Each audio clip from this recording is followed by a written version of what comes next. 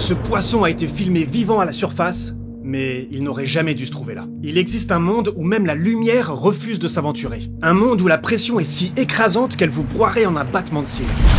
Et pourtant, dans ces profondeurs extrêmes vit une créature que l'on surnomme le Diable Noir. Un poisson abyssal, terrifiant et fascinant que personne n'avait jamais vu vivant à la surface jusqu'à aujourd'hui. On pourrait vite la juger sur son apparence, mais crois-moi, ce que tu vas découvrir va peut-être faire changer ton regard. On croit souvent que les poissons ils ne souffrent pas, qu'ils ne ressentent pas la douleur, parce qu'on n'est pas réceptif à leur communication. Mais dans cette vidéo, et ça va peut-être te surprendre, on va aussi s'apercevoir que certains d'entre eux savent aussi vivre et mourir héroïquement. Et c'est le cas de cette femelle poisson abyssal. Car pour la première fois, elle a été filmée vivante au large de Tenerife. Pourquoi est-elle remontée à la surface? Qu'est-ce qui peut pousser un être des profondeurs à fuir son royaume? Et surtout, comment a-t-elle survécu plusieurs heures à cette ascension extrême? Voici la véritable histoire du poisson abyssal qui n'aurait jamais dû remonter. Et salut la meute curieuse! Un immense merci à vous, la vidéo sur le légendaire lion Scarface, elle a dépassé les 70 000 vues, c'est assez incroyable. Aujourd'hui, on va quitter les plaines du Masai Mara pour plonger très profondément dans les abysses des océans. Mais avant, si toi aussi tu veux faire partie de cette belle meute qui aime les animaux, bah écoute, n'hésite pas à t'abonner et à mettre le coup de griffe bleue pour liker la vidéo. Et sans plus tarder, partons tout de suite à la rencontre du poisson abyssal, le Diable Noir. Ah!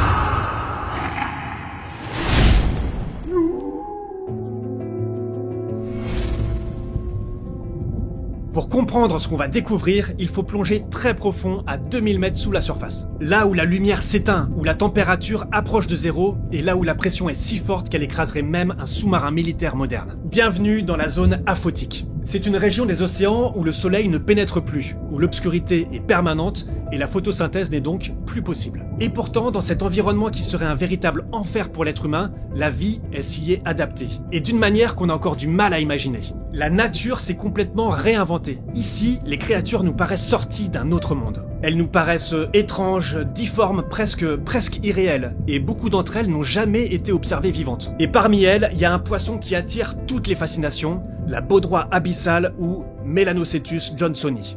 Un nom scientifique presque poétique pour une créature qui semble tout droit venue d'un cauchemar, son surnom, le Diable Noir. Un nom à la hauteur de son apparence. Un corps sombre, presque invisible, une gueule hérissée de dents trop grandes pour elle, et surtout, un leurre lumineux qui pend au-dessus de sa tête comme une ampoule dans les ténèbres. Ce leurre, elle l'utilise pour attirer ses proies, fascinées par ce point de lumière dans l'obscurité totale, jusqu'à ce qu'il soit trop tard. Je suis sûr que ça te rappelle quelque chose. Et oui, c'est exactement ce qui arrive à Dory et Nemo dans le monde de Nemo, quand ils s'approchent d'une petite lumière flottante, avant de tomber nez à nez avec un monstre.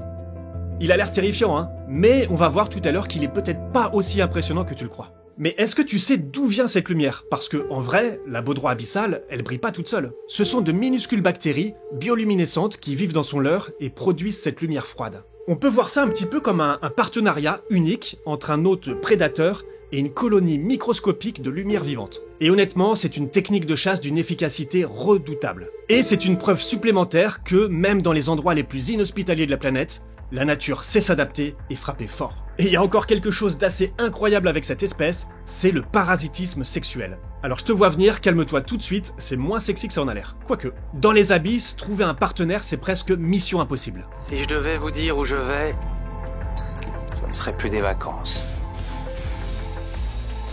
Alors, chez certains poissons abyssaux, comme la baudroie, l'amour a pris une forme extrême. Le mâle, qui est minuscule par rapport à la femelle, il s'accroche à elle en la mordant. Puis, il fusionne littéralement avec son corps. Il perd ses yeux, ses organes, son autonomie. Il devient une sorte de greffe vivante, juste là pour lui fournir des spermatozoïdes quand elle en a besoin. Alors oui, c'est pas très glamour, mais au moins, ils sont sûrs de jamais se perdre dans l'obscurité. Mais on va revenir à notre Diable Noir. Parce que, si la vie dans les abysses, elle est pleine d'étrangetés, ce qui nous attend, c'est encore plus inattendu. Cette femelle, elle n'a pas fusionné avec un mâle, elle a entrepris seule un combat bien plus difficile. Un combat contre la pression, un combat contre son corps.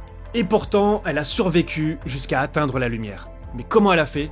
Eh ben écoute, c'est ce qu'on va découvrir maintenant. Ce poisson, c'est pas un monstre, et son monde n'est pas un monde maudit, c'est même tout le contraire. Le diable noir, il appartient au royaume des profondeurs puisqu'il vit entre 200 et 2000 mètres sous la surface. Donc, tu te doutes bien que côté esthétique, il faut faire quelques compromis. Habituellement, quand on a la chance d'en observer, ils sont échoués sur les plages. Alors ok, je te l'accorde, ils correspondent pas tout à fait à nos critères de beauté. Mais leur monde est autrement plus fascinant. La pression, elle est démentielle, 200 fois plus forte que celle qu'on ressent ici, à la surface. Et l'eau, elle est glaciale, à peine quelques degrés au-dessus de zéro. Et dans cet environnement extrême, son corps s'est façonné autrement, en dehors des normes que nous connaissons. Son squelette est léger, presque comme du cartilage pour ne pas se briser sous la pression énorme qui l'entoure. Ses organes sont adaptés à cette vie silencieuse, lente, figée, et son métabolisme tourne au ralenti, comme une horloge paresseuse pour économiser la moindre énergie. Mais ce corps si parfait pour les profondeurs devient une véritable prison dès qu'il quitte son monde écrasant. Et lorsque cette femelle baudroie abyssale commence à remonter vers la surface, son enfer ne fait que commencer.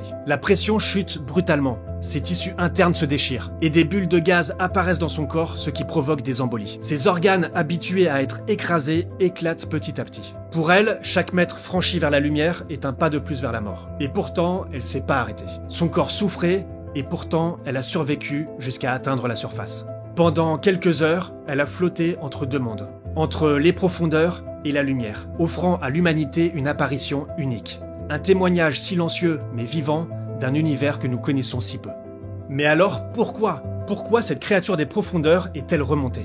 C'est difficile à dire, personne ne peut donner une réponse définitive, mais il y a quand même plusieurs hypothèses qui émergent. La première possibilité, c'est tout simplement la maladie. Dans les abysses, la moindre blessure, la moindre infection peut complètement perturber l'orientation de l'animal. Et par exemple le pousser, comme c'est le cas présent, involontairement vers la surface. Deuxième hypothèse, dans certaines zones de l'océan, il y a des courants ascendants qui remontent vers la surface. Et un poisson peut très bien être emporté par ces mouvements, incapable de lutter contre la force des courants. Troisième piste, ça va être la fuite devant un prédateur. On l'a vu, dans les abysses, il y a des chasseurs redoutables. Peut-être que cette femelle a tenté d'échapper à une attaque et en fuyant a entamé une remontée irréversible. Il y a une autre théorie, mais qui est un peu plus rare, à laquelle on pourrait penser, c'est l'ingestion accidentelle d'une proie contenant du gaz. Et si cette proie renfermait des gaz, ça aurait pu perturber complètement la flottabilité du diable noir et provoquer cette remontée involontaire vers la surface. Et enfin, il y en a certains qui évoquent une hypothèse encore plus surprenante, celle d'un prédateur qui aurait capturé la baudroie, puis l'aurait recraché plus haut dans la colonne d'eau, la laissant désorientée,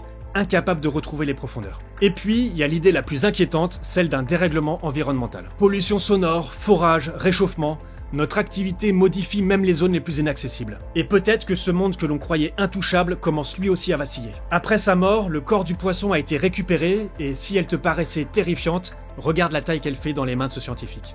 Elle repose désormais au musée de la nature et de l'archéologie de Tenerife, où des analyses minutieuses vont être menées sur l'ADN, les tissus, les organes. Cette femelle abyssale, elle aurait jamais dû remonter vivante, et pourtant, elle l'a fait. Là où certains la voient peut-être comme un simple poisson moche, moi, je la vois comme un être vivant qui a résisté à la pression, aux blessures et à tout ce qui aurait dû l'arrêter. Pendant quelques heures, elle a survécu entre deux mondes, un dernier combat silencieux mais héroïque. Elle est désormais un fragment vivant venu d'un autre royaume. Et grâce à son courage, on a pu voir l'un des êtres les plus mystérieux des abysses vivant. Sa lumière s'est peut-être éteinte, mais son histoire continue de briller.